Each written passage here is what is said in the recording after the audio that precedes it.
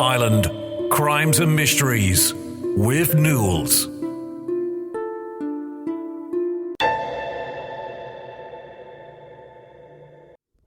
Hey guys, and welcome to another episode of Ireland Crimes and Mysteries. I want to thank you for joining me today, and if you're a returning listener, I want to say a big thank you for your continued support.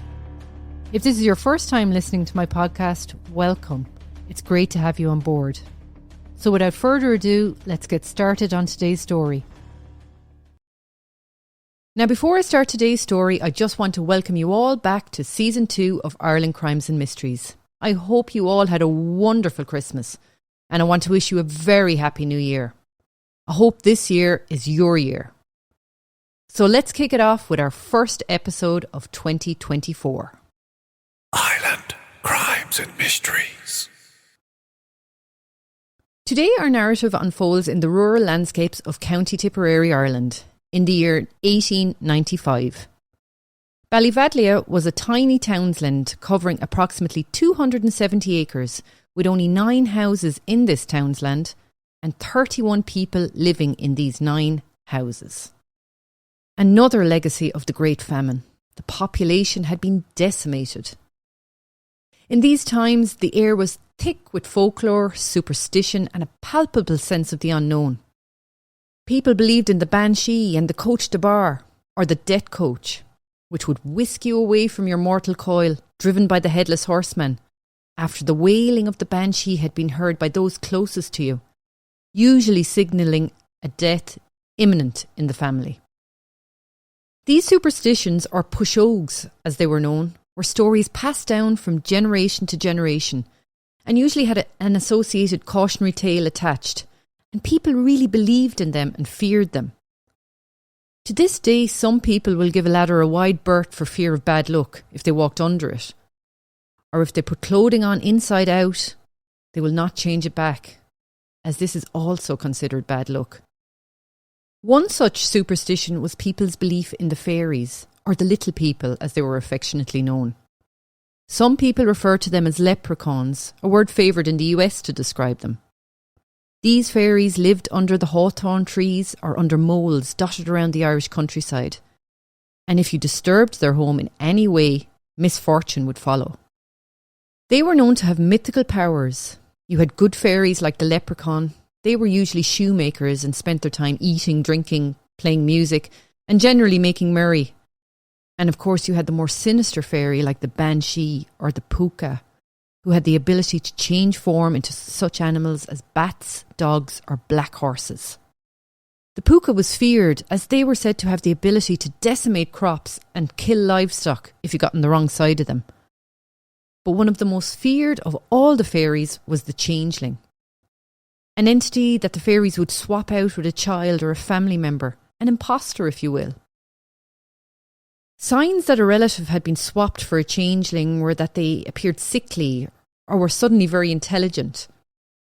They were believed to be evil and cruel and would relay stories of conversations had within the household back to the fairies. They were deeply feared and people strongly believed that they existed. Some would go as far as to kill a family member if they suspected them of being a changeling. We are going to explore the unsettling and tragic story of Bridget Cleary in this episode, a woman whose fate became entwined with the supernatural beliefs of her time and ultimately led to her demise at the hands of her loved ones. In a time when whispers of the supernatural danced on the edges of reality, Bridget's life took a turn towards the inexplicable. Was it the product of fervent superstitions, a tragic misunderstanding, or something more sinister? Let's take a look. Bridget Boland Cleary was 26 years old at the time of her death on the 15th of March 1895 and married to a man named Michael Cleary. They lived in a place called Ballyvadlea in County Tipperary. At the time of her death they had been married for 8 years after meeting in Clonmel, where they both worked. Bridget was a talented dressmaker and Michael was a cooper, which was basically a craftsman who made casks, barrels and vats for breweries. They had no children. Because of their good jobs and having a higher income than a lot of their neighbours, the Clearys would have been considered well off in the community. Bridget even owned her own sewing machine for work, which would have been considered a real luxury and very unusual for the time. She also had her own hens and sold eggs to add to their income. Having survived the Great Famine, her parents, Patrick Boland and Bridget Keating, were married in 1856. Life for the couple was not easy. They lived in a mud-walled cottage in Ballyvadlea, where they raised their family in these sparse surroundings. Every day a fight for survival, no doubt. Bridget was born in 1869, and though there is little information on how many siblings she had, it is thought she had older brothers. She was the youngest in the family, and despite probably being primitive, she had received some education to afford her the skills to become a talented milliner and dressmaker. Bridget worked in her chosen career in Clonmel and became the main breadwinner for the family. After marrying Michael at the age of 18 in August 1887, the couple began married life by settling in Ballyvadlea and living with Bridget's parents. Michael was 26 at the time of their marriage, and he continued to work in Clonmel as a cooper. And despite by today's standards being considered a short journey of 26 kilometres from Ballyvadlea to Clonmel, back in the 1860s and 70s this was a very long distance indeed, taking some 8 hours to travel the 26 kilometres. So Michael would spend the working week in Clonmel and only see his wife at weekends. This was a very unusual setup for the time, and of course the local gossip mill was in full swing. But they seemed happy enough with this arrangement. Bridget wanting to be near her mother, who at the time was in poor health and would eventually pass away. This left Bridget feeling responsible for the well-being of her father. They eventually secured their own cottage in Ballyvadlea, and Michael set up his own cooperage business. He used the old family cottage as his workshop. Life was good for the Clearys at this time. Bridget was well liked in the community and known as an intelligent woman who loved her fashion. Seen often in her own creations, which wowed the locals, who could only dream of ever wearing such fancy clothing. As I said, everything was going great for the couple, until a cold, wintry morning in March 1895. Bridget had been out delivering eggs to the locals, and when she returned home, she started to feel unwell. She began shivering and was unable to warm herself up, despite sitting by the warm fire. By the following day, Bridget's condition appeared to be getting worse instead of better, and when she woke up that morning, she felt so weak she could not muster up the energy to get herself out of bed. She was also complaining of a severe headache. Her father was growing concerned for his daughter, and when she still had not improved by the following day, he decided to walk the 4 miles in the driving rain to the doctor's house, a man named Dr. Crean, to ask him to come and see Bridget. Dr. Crean was slow to make that visit, and after 2 more visits, the last from Michael, Bridget's husband, begging him to come and see her, he finally made the journey on the 13th of March, which was a few days after her father's initial visit on Saturday the 11th. When he arrived at the house, Dr. Crean described finding Bridget in bed and said she was suffering from nervous excitement and a slight case of bronchitis, but could not see anything to cause any undue worry or anything to suggest she was in grave danger. He gave her some medication to take and he left. This was the one and only time Dr. Crean would see her. Bridget never said anything to cause him any concern. Father Ryan, the local parish priest, also visited on the Wednesday afternoon. He also found her in bed on his arrival and said that she did not converse with him except as a priest, and her conversation was quite coherent and intelligible. Having heard her confession, Father Ryan gave her absolution and went on his way. Neither the doctor nor the priest had any concerns when they left Bridget that day, both saying afterwards that they did not think her condition was serious. They would never have known that Michael, consumed with the superstitions of the time, was convinced there was something far more sinister at work when it came to what was actually wrong with his wife. Having grown up with the folklore, it was not a stretch for him to start to believe Bridget had been swapped with one of these fairy beings, and the real Bridget had been replaced with a changeling. She was showing some of the symptoms. She had taken ill and was very weak, unable to move her limbs, a common trait associated with a changeling. This was known as being fairy struck. Bridget was known to have been fascinated with fairy folklore and would often be seen visiting fairy sites in the area. One such local place Bridget had visited that very day she got sick was Kyle-na-Grana, the site of a fairy ring, while she was out delivering eggs to a cousin of her father's, a 55-year-old man named Jack Dunn. He would later visit Bridget when she was confined to bed, and noticing that Bridget did not look like herself, which was probably because she was so sick and not for any other reason. But of course we have the benefit of modern medicine and a world where we do not take superstition seriously like they did back then. Jack began to shout out on seeing Bridget, "This is not Bridget Boland," believing that the woman in the bed was not Bridget, but a changeling. He firmly believed that the real Bridget had been swapped by the fairies and the person in the bed was one of these malevolent creatures. He pleaded with Michael to act immediately, believing it was a changeling in the bed. He told Michael that if he didn't do anything, the real Bridget would be lost forever. Michael, believing what Jack was saying, decided that he needed to do something to try and rid the house of this changeling and save his wife. In the grips of this belief, he sent for a herbal concoction from a local witch doctor by the name of Dennis Gainey. He prepared the concoction, a mixture of various herbs boiled together in milk from a cow that had recently calved, which would normally have been considered not fit to drink. William Simpson and his wife, who were neighbours of the Clearys, went to visit Bridget that evening on hearing that she wasn't well. As they approached the house, they were met by Joanna Burke, a cousin of Bridget's, and her young daughter. William inquired as to the condition of Bridget, to be told by Joanna that they were giving her herbs that they had gotten from Gainey over the mountain, and that nobody would be let in for some time. The Simpsons, along with Joanna and her daughter, waited for some time outside the house, waiting to be left in to see Bridget. It was then that William said that they heard shouting coming from the house. "Take it, you bitch, you old witch, or we will burn you out." All the shutters on the windows were shut and the door was locked, until after a period the door was opened and shouts from inside saying, away she goes, could be heard. The door was then opened to let the fairies out, William Simpson would later learn. William and his wife, accompanied by Joanna and her daughter, made their way into the house, and what they witnessed left them reeling in shock. This is what he said he witnessed.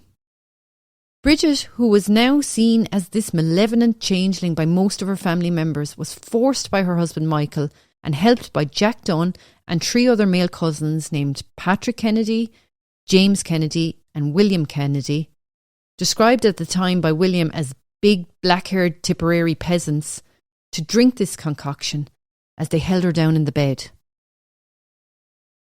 Michael, who was standing by the bed, shouted out for the liquid and said, "Throw it into her." While another cousin, Michael Kennedy, held the saucepan, the liquid is dashed over Bridget several times as Michael shouted, "Take it, you witch, or I'll kill you."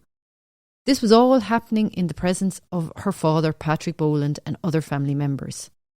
Bridget struggled vainly in the bed, shouting, "Leave me alone," while a young man aged 16 named William Ahern held a candle.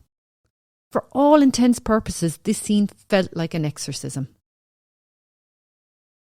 After administering the herbal concoction to Bridget, the men held her down for 10 minutes more, shouting, "Away with you! Come back, Bridget Boland, in the name of God." As Bridget trashed in the bed to no avail, blood-curdling screams could be heard coming from the cottage, but the men continued their chant, "Come home, Bridget Boland." They were convinced something witchy had happened to Bridget and thought the only way to rid the house of it was to torture it out of Bridget's body. As he forced Bridget to drink the herbal mixture, Michael would shout, "Are you Bridget Boland, wife of Michael Cleary, in the name of God?" And according to Joanna Burke, Bridget's cousin, Bridget answered twice, saying, "I am Bridget Boland, daughter of Patrick Boland, in the name of God," but refused to answer a third time. Not convinced that the malevolent entity had left, the men then lifted Bridget out of the bed in her nitress and carried her into the kitchen and over to the fire. William said as they were lifting her over, he noticed red marks on her forehead, which he would later find out were from a red-hot poker. They had used this to make her take the concoction, it would later be revealed. What poor Bridget was suffering at the hands of her family is just unbelievable. The men then held Bridget over the fire, and William said he could see that her body was resting on the bars of the grate of this lit fire, which was burning brightly. They then began to say the rosary. It was while the rosary was being recited that her husband Michael spoke to her and said that he would ask her 3 questions, and if she did not answer them correctly, they would burn her in the fire. Michael and her father Patrick then began to say her name, to which she repeated 3 times. Michael said, "Are you Bridget Boland, wife of Michael Cleary, in the name of God?" To which she would answer, "I am Bridget Boland, daughter of Patrick Boland, in the name of God." They were determined to get the answers out for before midnight, also known as the witching hour. This was the hour that the people believed the veil between the living and the dead was at its weakest, so they were determined to get rid of this entity before 12. After Bridget answered the questions, they were talking amongst themselves. Bridget still held over the fire. They were heard saying, "Do you think it's her in there?" Yes, being the general consensus. Happy in the knowledge they had removed the spirit from Bridget, they removed her from the fire and returned her to bed, where another woman present changed her into a fresh nitress. Gradually, over the course of the night, people began to leave the cottage, with William Simpson, his wife, and Joanna being the last to leave at around 6 o'clock in the morning. All that was left in the house on the morning of the 15th, when they left, was Michael Cleary, Patrick Boland, and another cousin, Mary Kennedy. As the Simpsons were leaving, Michael told William he was going to get Father Ryan, as he wanted him to say a mass in the house to banish any evil spirits that had been left behind. Father Ryan was summoned to the cottage by Michael at 7 a.m. that morning to say the mass, and arrived at 8:15. He said mass in the front room where Bridget lay in the bed. Father Ryan was oblivious to what had transpired the night before and the torture that Bridget had endured. He did notice a decline in Bridget from how she had been when he had last seen her, saying she was more nervous and excited than on Wednesday. He said Michael and her father were present, as were some of the neighbours, but there was nothing to alarm him or any clue of the previous night's events. As Father Ryan left, he asked Michael had he been given Bridget the medicine that Dr. Crean had prescribed, to which Michael answered he had no faith in it. Father Ryan told him he should give it to her, but Michael said, "People may have some remedy of their own that could do more good than doctor's medicine." With this, Father Ryan left, still suspecting nothing sinister. He said if he had suspected anything, he would have refused to say mass and alerted the police. Another opportunity to save Bridget lost. William Simpson visited again that day and said Bridget was in bed. Over the course of the day, various neighbours, on hearing Bridget was so unwell, called to the cottage, but none of them suspected anything untoward. A popular lady in the community, judging by the amount of visitors she was receiving, Bridget did not say one thing to any of them about the torture she had endured the previous night. Her cousin Joanna arrived that afternoon and said Bridget was still in bed. She was very anxious and appeared afraid of everyone that went near the bed. She said at one stage Michael came up to the bed holding a canister with £20 in it. Bridget took it and tied it up, saying to her husband to mind it, as he would not know the difference until he was without it. Joanna said she appeared to be of sound mind, but was still terrified with the situation she had found herself in. Little did she know that the previous night's events would not be the end of it. Island Crimes and Mysteries. By 8 o'clock that evening, Michael had sent for 2 locals named Thomas Smith and David Hogan. Thomas Smith said when they arrived they found Michael Cleary, Mary Kennedy, Joanna and Patrick Boland in the room with Bridget. He said Michael was holding a bottle in his hand and spoke to his terrified wife, saying, Will you take this now that David Hogan and Tom Smith are here, in the name of the Father, Son and Holy Ghost? Tom asked Michael what was in the bottle, to which Michael replied, Holy water. Bridget agreed to take the liquid and repeated, in the name of the Father, Son and Holy Ghost, as she took it. After she had taken the liquid, Tom and David left the bedroom and went out and sat by the fire. Michael followed them out and said Bridget was going to get up and dressed as she had company in the house. She came out and sat by the fire where the group chatted, but Bridget remained very quiet. After a while, the conversation turned to pushogery, witchcraft and charms, and the men left the house at around midnight, leaving Bridget in the company of her husband Michael, her father Patrick, her Aunt Mary Kennedy, and cousins Patrick, James and William Kennedy, as well as her cousin Joanna and her young daughter. They would never see Bridget again. According to Joanna, they continued to talk about the fairies after the men left. She said as the conversation went on, Bridget grew more fearful and said to her husband, Your mother used to go with the fairies. That's why you think I have gone with them. Michael asked, Did my mother tell you that? To which Bridget replied, She did. She told me she spent 2 nights with them. Joanna then made some tea and offered Bridget a cup, but Michael interjected and said she would have to eat 3 bites of bread and jam before she could have a drop of tea. After he fed her each bit, he said, Are you Bridget Boland, wife of Michael Cleary, in the name of the Father, Son and Holy Ghost? Bridget managed to swallow the first 2 pieces, but without anything to wash it down and in her weakened state, refused the 3rd piece. Michael then jumped from his seat, grabbed Bridget and flung her to the ground, and with his knee on her chest and one hand on her throat, forced the last piece into her mouth, shouting, Swallow it! Swallow it! Joanna tried to reason with him, saying, Mike, leave her alone, don't you see that it is Bridget? But Michael was in such a rage, he was beyond listening to anyone. He stripped Bridget of all her clothes except for a thin chemise that she was wearing. He then took a lighted stick from the fire and held it near her mouth. At this point, everyone else wanted to leave, but Michael told them that they could not leave as he had the key to the house and the door was locked and would not be opened until his wife was back. They were all crying and shouting at him to stop, but Michael seemed overtaken with this rage and was not to be reasoned with. He proceeded to take a lit tilly lamp filled with oil and threw it on Bridget. Bridget shouted out in agony.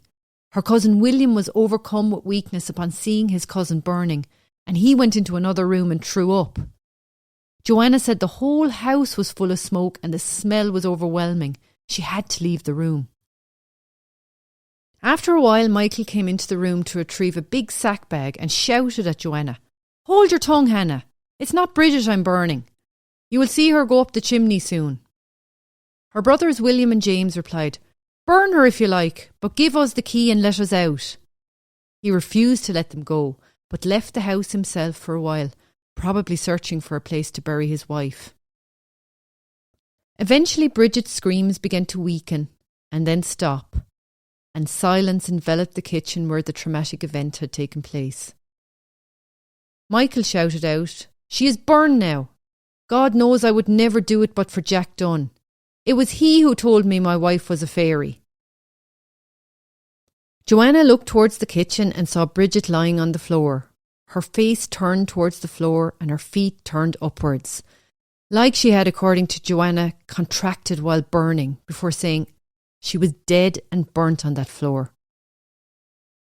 They lay Bridget onto a sheet and then Michael asked her cousin Patrick Kennedy to help bury her in a temporary grave until such time as he could lay her with her mother. Patrick initially refused when asked, saying he would only go if she could be brought to the churchyard, to consecrated ground, but eventually relented for fear he would be killed if he would not comply.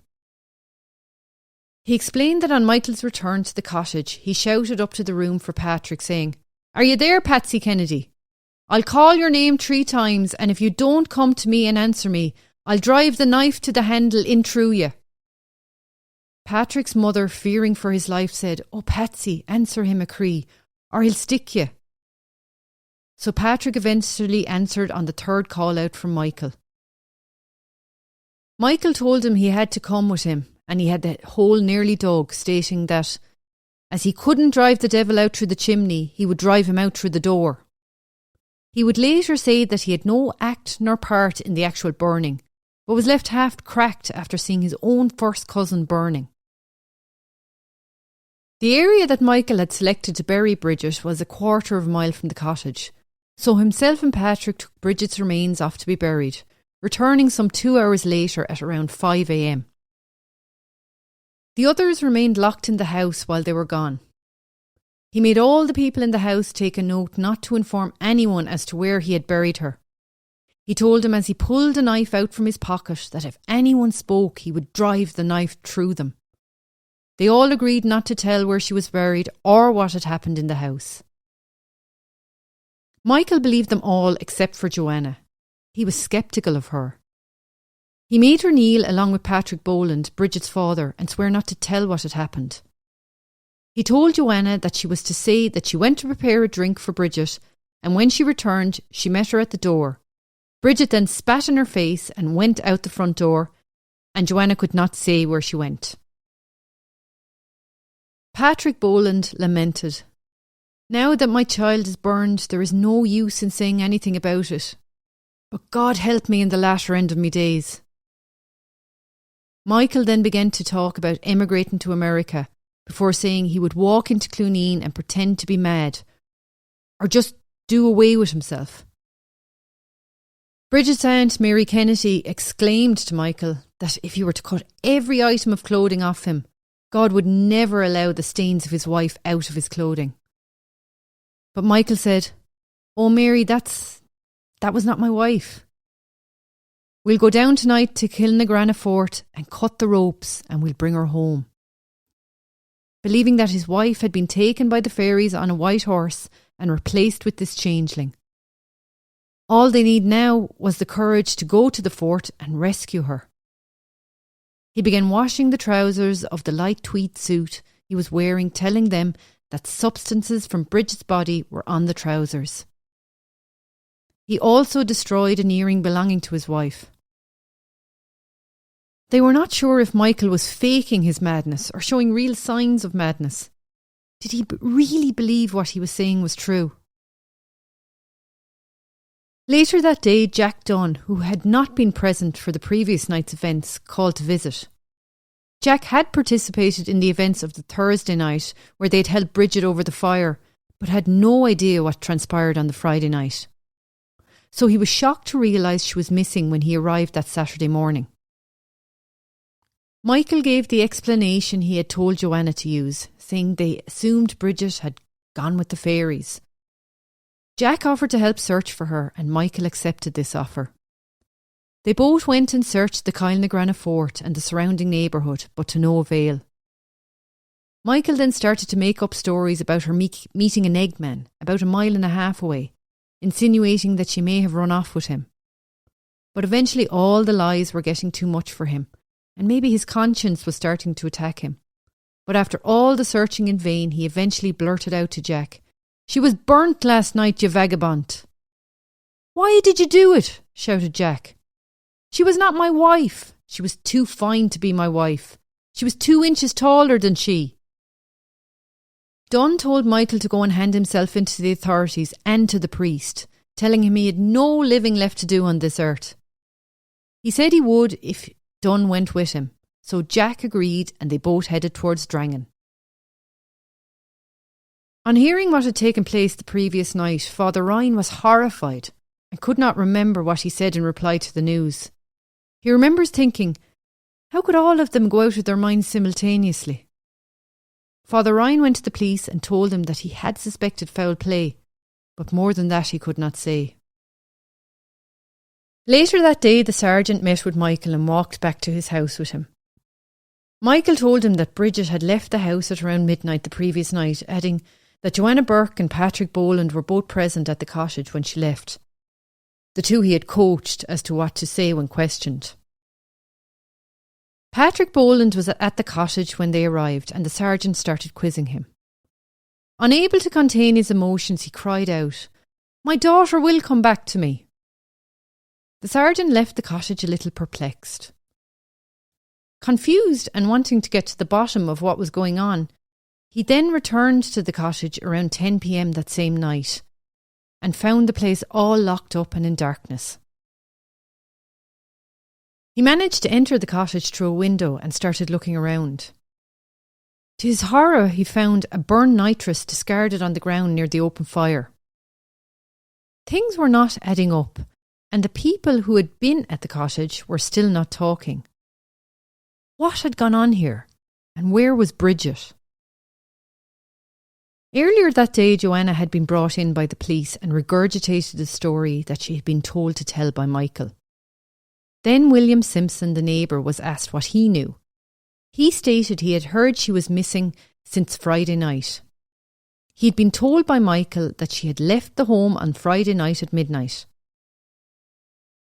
Michael had asked Simpson for his revolver, but he refused.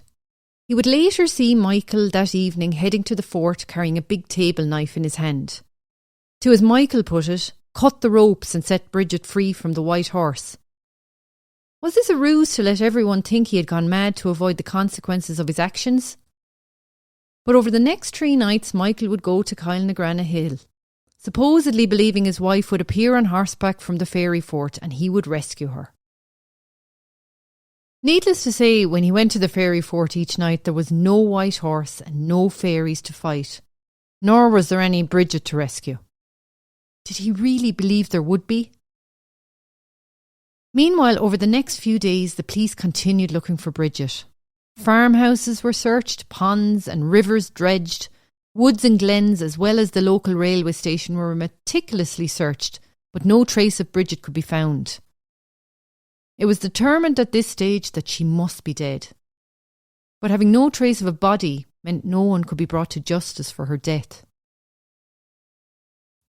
Arrest warrants were issued on the 20th and the police arrested Michael Cleary, Patrick Boland, Jack Dunn, the Kennedys, both mother and 3 of her sons, and William Ahern, the 16-year-old who held the candle, as well as Dennis Gainey, the man who provided the herbal concoction, hoping someone would crack and tell them exactly what had happened on the night in question. On the 21st of March, all the prisoners were brought before the magistrates' court in Clonmel and charged with the ill treatment of Bridget. They only had the stories of Joanna, which was Michael's concocted story, and the story of William Simpson at this point. That was all the prosecution had to work with. That same day, prior to the arrests, Joanna was passing by the Cleary cottage when Michael called out to her and she went up to him. He told her that he had one of Bridget's earrings. He then showed it to her. It was the gold earring that Bridget always wore in her right ear. The left one must still have been on Bridget's body. Joanna had thought Michael had disposed of them. He then told her not to be coming near the house as it was only going to be raising suspicion. Rumours were spreading like wildfire amongst the locals as to what had happened. Some petrified that the fairies had taken Bridget and worried they would be next. Then, on the 22nd of March, a breakthrough. Finally, after days of searching for Bridget's body, charred remains were found by some of the Royal Irish Constabulary police officers, a short distance uphill from the cottage, in a shallow, marshy grave, measuring approximately 3 feet in length and 2 in breadth. The remains had been covered with soil, which had been levelled with the earth and then covered with branches. The local coroner by the name of John J. Shee from Clonmel was contacted and on the 23rd of March made the journey to Ballyvadlea to carry out the inquest, which was to be conducted in a vacant house. On arrival, he found Bridget lying on a table in an outhouse, which was guarded overnight by police officers. The place was swarming with reporters and police as they all eagerly awaited the coroner's report. People wanted to know what had really happened. Had Michael gone mad and killed his wife, believing she was a changeling? And if so, how did every occupant of the cottage that night go along with him? Also, much speculation was surrounding Dennis Gainey and his concoction, and what role this had played in her death. Also that day, after the body was found, Joanna was arrested, as well as her brother William Kennedy. So at this stage, 11 people were in custody. Michael Cleary, her husband, Patrick Boland, her father, Jack Dunn, the man who initially said Bridget may be a changeling, William Ahern, the 16-year-old neighbour who held the candle, Dennis Gainey, the herb doctor, and the 4 Kennedy brothers. They were all imprisoned in Clonmel. Then in Limerick Female Prison were Joanna Burke and her mother Mary Kennedy. Joanna would be released within days. Meanwhile, the inquest continued, and now that Bridget's body had been found, a proper inquest could take place. The jury had been brought to the outhouse to view Bridget's body, which lay on the table wrapped in a sheet. Its appearance was described as ghastly. Her back and lower body, including the right hip and thigh, burned severely, bones and intestine protruding through the burned areas. The left lower part of her body was also burned, but not as severely. Her head and face remained intact, uninjured. The lungs were noted to be slightly congested and her spleen was ruptured. The stomach appeared healthy in appearance, indicating that Dennis Gainey's herbal concoction had not caused any damage. Her features were distorted, an indication of the suffering Bridget had endured prior to her death. After hearing all the evidence, the jury gave a verdict of death by burning, but stated that the how and the who had caused her to burn was unknown to them, as there was no definitive evidence pointing in any particular direction. After the inquest was concluded, the prisoners were again brought before the Magistrates' Court in Clonmel on Monday the 25th of March, where the evidence on the events leading up to Bridget's demise would be heard. The day prior, the parish priest, Father Ryan from Drangan, denounced Bridget's vicious death from the altar, saying he was outraged. He called for whoever knew what had happened to come forward and tell the truth to the appropriate authorities. That day, outside the courts in Clonmel, the streets were packed with people, all waiting for the prisoners to be escorted in. When they finally arrived, the crowd erupted, yelling all sorts of obscenities at them. The court proceedings got underway and the evidence began to be heard. One of those who gave evidence was the District Inspector Alfred Joseph Wansborough from Carrick-on-Shore. He had headed up the search for Bridget that culminated in her body being recovered. He had also recovered Michael's tweed grey suit from the prison in Clonmel that he had tried to clean. On the Saturday, he had supervised a search of the cottage that had resulted in the finding of some crucial evidence, including a shovel and spade, an empty oil lamp and a saucepan. On hearing the evidence, the charges of ill treatment were dropped and new charges read out in court. 8 of the men, as well as Mary Kennedy, were now charged with having on or about the 14th of March at Ballyvadlea, jointly or severely and with malice aforethought, feloniously killed and murdered Bridget Cleary. Dennis Gainey was charged with being an accessory before the fact of the commission of the crime. Joanna Burke, who had originally been arrested along with the others, had been released and was now brought back as a star witness, along with her daughter Katie. Joanna gave evidence against her own brothers, her uncle and her mother's cousin, her own cousin's husband Michael Cleary, and lastly her own mother. She spent over 4 hours giving evidence with Michael Cleary standing in the dock. At one point he shouted out that he could not listen anymore when Joanna was asked had she seen Michael throw the oil lamp over Bridget, and she replied that she did. He was told to be quiet, that he would have his turn to speak.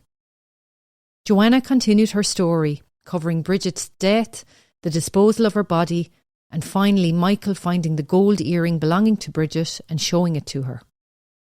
They concluded their questioning of Joanna by asking her why no one present had intervened. She said it was because they were afraid they too would be burned. Each of the prisoners were asked if they wanted to question Joanna. Michael, Patrick and Gainey declined, as did the other prisoners. And with that, the star witness's testimony was over. Her daughter Katie's testimony went on in the same fashion, and with that, the prisoners were remanded in custody until the following week. On Wednesday the 27th of March, Bridget's funeral was held at night in Clooneen Churchyard and attended by 4 police officers. Due to the circumstances of her death and the superstitions held by the locals, none of her family or neighbours attended. It was a stark contrast to the funeral only 2 weeks previous of nationalist shopkeeper Thomas Kickham in Mullinahone, which was attended by dignitaries and many priests. The inquest reconvened on Monday, April the 1st, where more evidence was presented over the next few days, including photographs of the cottage in the days after her murder. Michael continued to have several outbursts during the trial. As the trial came to a conclusion, Judge O'Brien addressed the jury saying, "This is the most extraordinary case demonstrated with a degree of darkness in the mind, not just of one person, but of several. A moral darkness, even religious darkness, the disclosure of which has come with surprise on many persons." And with that, the charge of murder was dropped against Michael and replaced with a charge of manslaughter. He was eventually convicted and sentenced to 20 years of penal servitude. He would spend 15 years in Maryborough Prison, now Portlaoise Prison, and was released on the 28th of April 1910. He moved to Liverpool on his release and from there emigrated to Montreal, Canada on June the 30th, 1910. His co-defendants were deemed responsible for not intervening, but the fact that they were afraid for their own mortality was taken into account. Jack Dunn, Michael Kennedy and William Kennedy were all charged with wounding. Michael being sentenced to 6 months hard labour. Jack Dunn was sentenced to 3 years of penal servitude, while William was sentenced to 18 months of hard labour. Her father Patrick was sentenced to 6 months of hard labour. Patrick Kennedy, who had helped Michael bury Bridget's body, was sentenced to 5 years of penal servitude, and his brother James to 18 months of hard labour. Their mother Mary Kennedy was released without charge due to her age and frail disposition. Charges were also dropped against William Ahern. The aftermath of Bridget's burning and subsequent death had repercussions for Home Rule in Ireland, as it was argued and debated that the superstition and credulity of rural Catholics caused concern in the ability of the Irish people to govern themselves. One writer from the time citing in his book, The Recent Witch Burning at Clonmel, that those involved in Bridget's death acted out of genuine belief that she had been possessed by a spirit, had no intention of murder, and were attempting to restore her to her rightful self. He went on to mention the enormous force which such beliefs exercise the untutored mind. This became a popular argument against Home Rule after Bridget's death.